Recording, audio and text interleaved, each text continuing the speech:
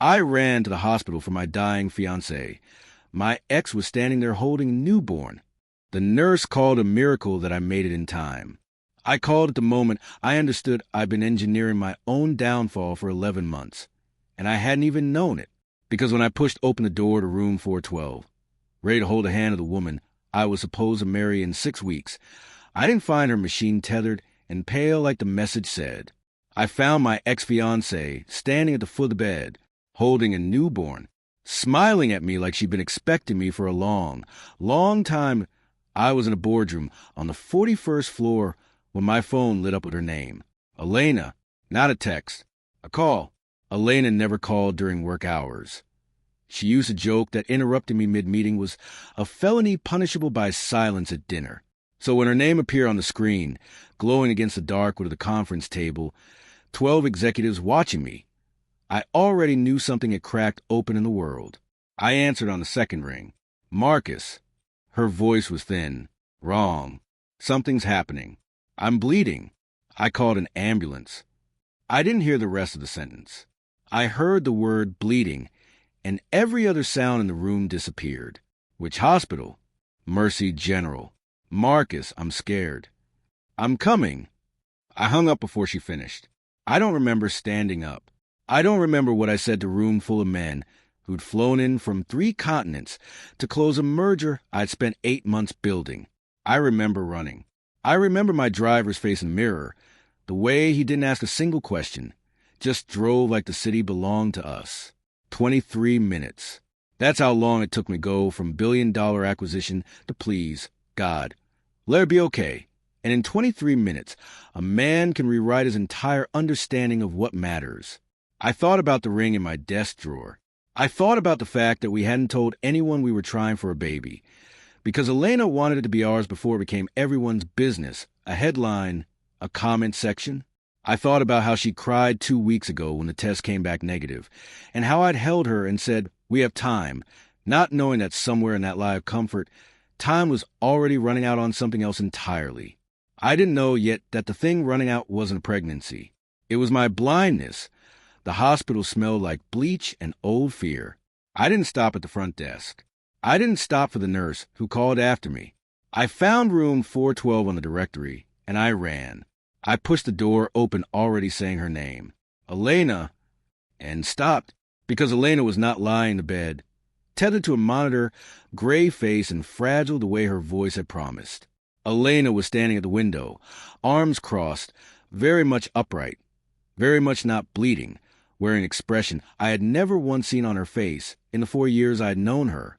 She looked amused, and at the foot of the bed, in the chair, cradling something small and wrapped in a pale blue blanket, stood Vanessa, my ex-fiancée, the woman I hadn't spoken to in 3 years, the woman whose photographs I deleted so thoroughly that even my assistant didn't know her name anymore, the woman who, the last time I saw her, was screaming at me in a parking garage that I would regret leaving her, that I would understand one day what she'd sacrificed for me.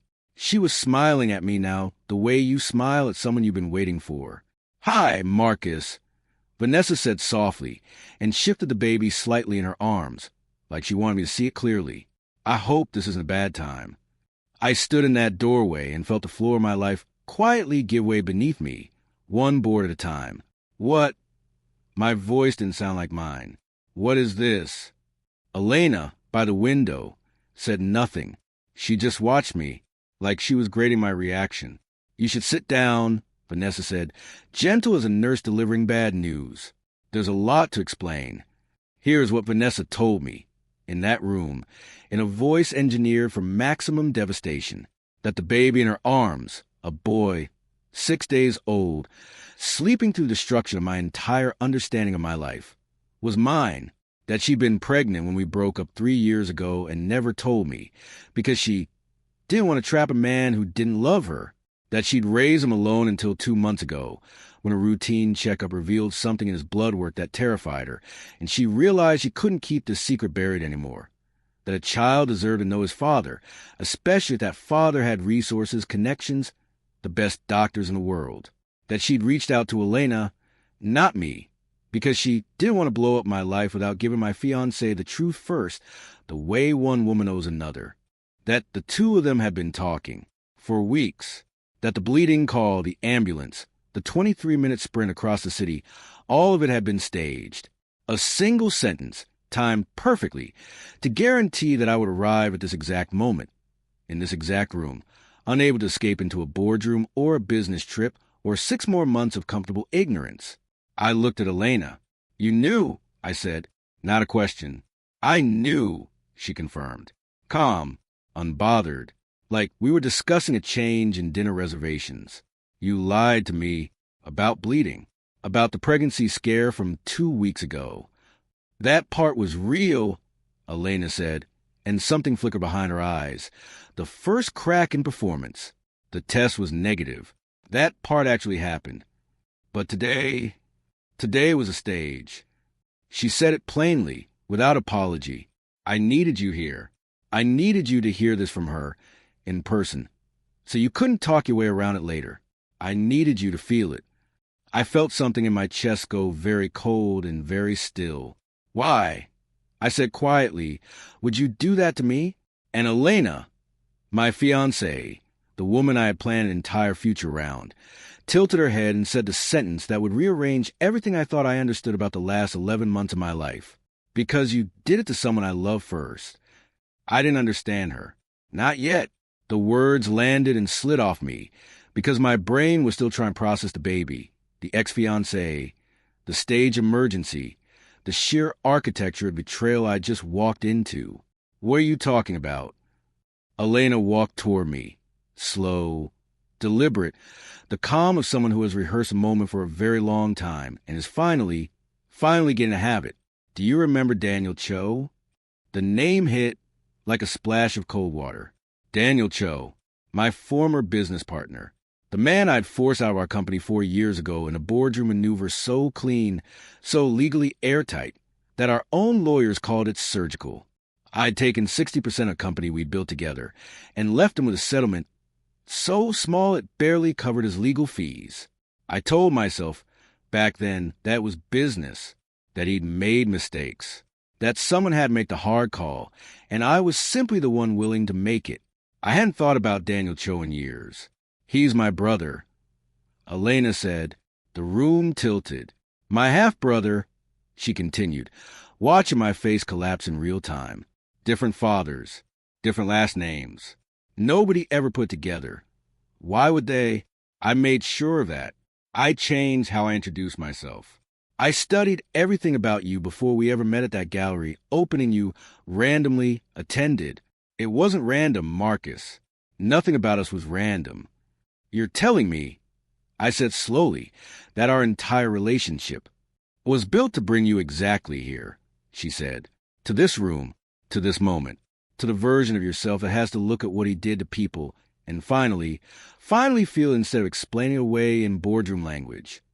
I turned to Vanessa, still holding the sleeping baby, still watching me with that same patient, satisfied expression. "And you," I said, "how long have you known her?" "For months," Vanessa said. "She found me. She knew what you did to me, too." I felt my legs go weak. "What I did to you." I repeated. "You left.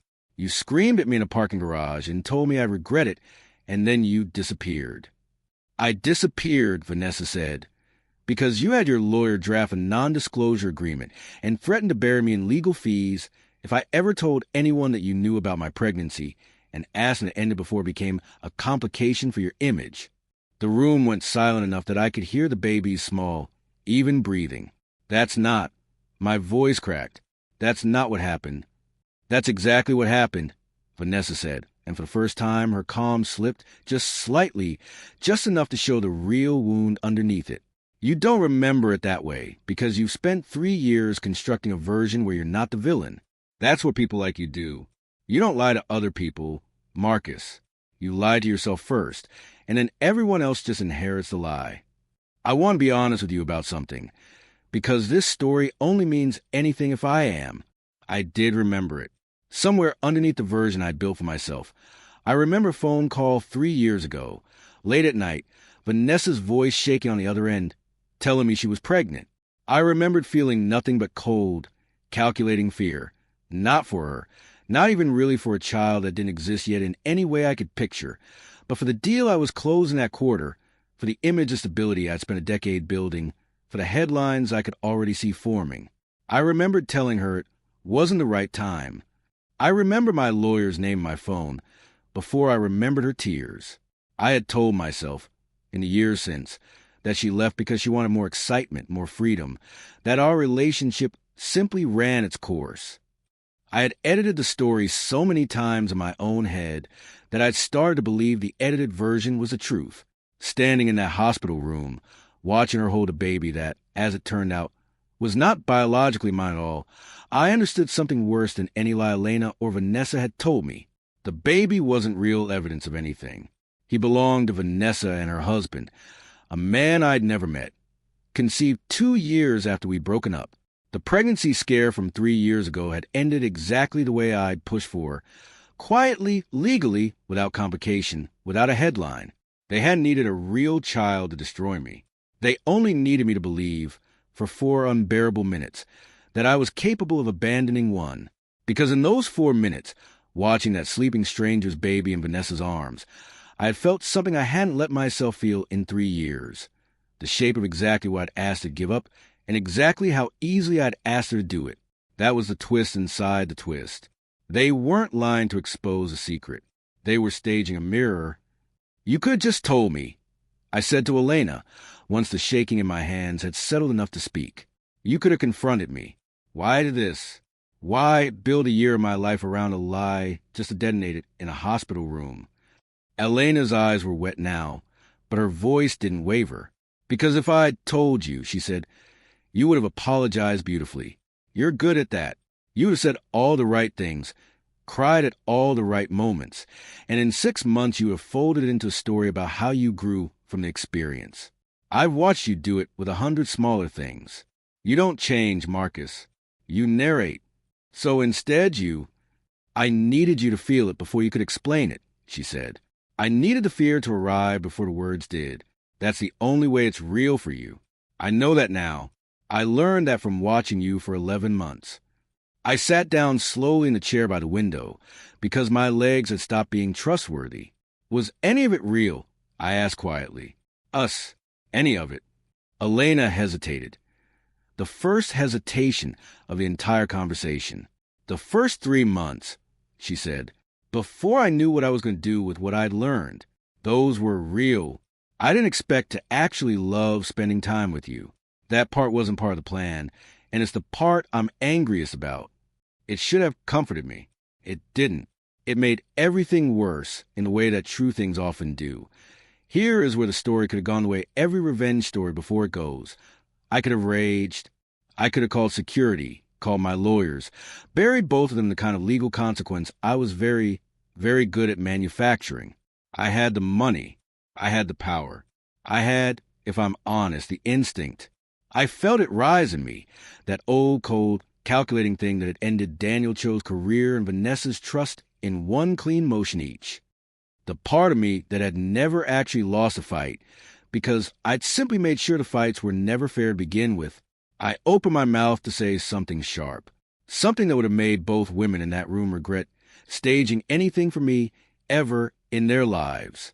And then the baby, Vanessa's baby, not mine, never mine, made a small involuntary sound in his sleep, a tiny hiccup of breath, and Vanessa instinctively pulled him closer, protective, automatic, the way a person holds something they burn the world down to keep safe.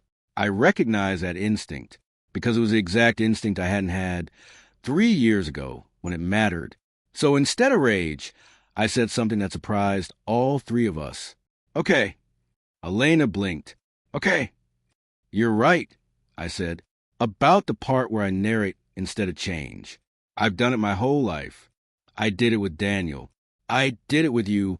Vanessa, I convinced myself for 3 years that you left because you got bored, because it made me the version of the story where I didn't have to be the reason. I'm not going to stand here and try to narrate my way out of this one, too." Elena's arms, still crossed, loosened slightly. "So what happens now?" she said, watching me carefully, like she still expected performance to resume any second. Now, I said, I think you both came here for reaction, and I think I'm the first person in either of your lives who's going to give you the real one instead of the built one. This is the part of the story most people expect to be about me. It isn't. 6 weeks later, I did not marry Elena. There was no wedding, no headline salvaging the relationship into something publicly palatable. We sat down, the two of us, no stage rooms, no rehearse reveals, and had the conversation we should have had 11 months earlier, before either of us built a relationship on top of a plan instead of foundation. I told her the truth, that I understood why she did what she did, and that understanding it didn't make it forgivable, and that both of those things could be true at once. That the version of me who deserved that mirror held up to his face wasn't a version I was proud of, but that a staged pregnancy and a manufactured medical emergency weren't justice. They were just a more elegant cruelty than the ones I'd committed. And elegant cruelty is still cruelty. She didn't argue. I know, she said. I told myself it was justice the whole time I was planning it. It's easier to plan revenge than to sit with grief. Daniel's still angry at both of us. You, for what you did to him, and me, for using his pain as a blueprint without asking him first. That was the twist the audience never sees coming, because it isn't cinematic. It's just true. There is no clean villain in a story built entirely out of people protecting themselves from what they already did to someone else. The actual revenge, the part that mattered, happened somewhere much quieter than a hospital room. I called Daniel Cho, not to apologize in performative way Elena had predicted I would. I called and told him I was restructuring the settlement from 4 years ago, unprompted, before any lawyer, any headline, any pressure forced my hand. I told him I remembered the boardroom differently than I'd let myself admit for 4 years, and that memory owed him something concrete, not just an emotional reckoning that made me feel better about myself. He didn't forgive me on that call. He shouldn't have. Some debts take longer to settle than one gesture can cover, and I'm not interested in pretending otherwise for the sake of a tidy ending. But he took the call, and 2 months later, he took the money, and 6 months after that, he took a meeting, which is the only kind of forgiveness that actually means anything, the kind that shows up voluntarily without an audience. I reached out to Vanessa separately from Elena's plan, weeks after the hospital room. Once the shock had settled into something I could actually hold instead of just react to, I told her I understood, finally, completely, what I'd asked her carry alone. I didn't ask for forgiveness. I asked what would actually help, not symbolically, not for my own conscience, but concretely, for her and the family she'd built without me. She was quiet for a long time on that call. You're the first person, she finally said, who's asked me that question without an agenda attached to the answer. That was the moment I understood the real difference between the two people I'd hurt and the two women who'd staged the confrontation to make me feel it. Elena wanted me to feel something. Daniel and Vanessa had simply wanted for years to be seen accurately, without the polished narration I had built to survive my own reflection. Here's the detail that changes how you should read this entire story, if you go back through it.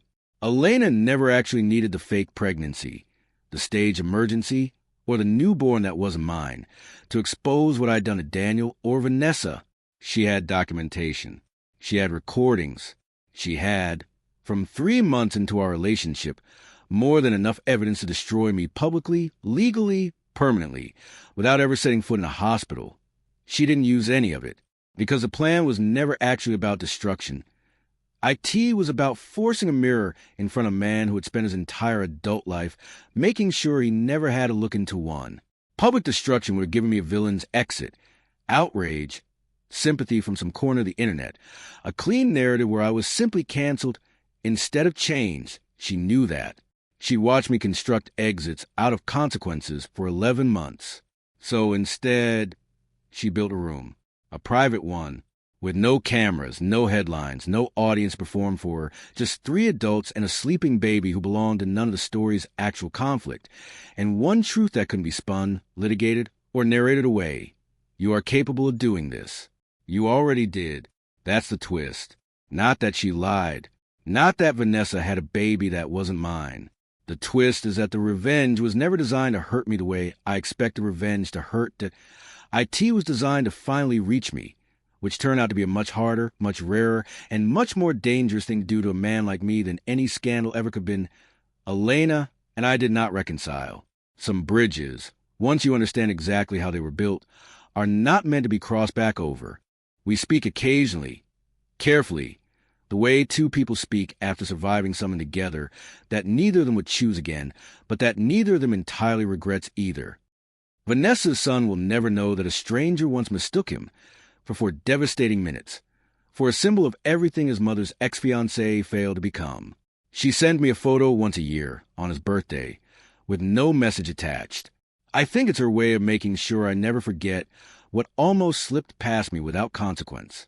Daniel Cho and I rebuilt something, not a friendship.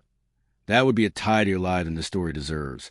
But a working respect, the kind two men can share once one of them has finally stopped explaining away what he did to the other. And me, I stopped narrating. It's a smaller ending than the one you were probably expecting when this video started. No dramatic courtroom scene. No public downfall of the woman who deceived me. No billionaire montage of triumphant comeuppance. But I've come to believe that the loudest kind of revenge is rarely the kind that actually changes anything. The quiet kind, the kind that makes a person finally see themselves without the flattering edit, is the only kind that ever really works. Some people don't want to destroy you when they've been wronged. They want you to finally see the person you destroyed, and the version of yourself who never had to.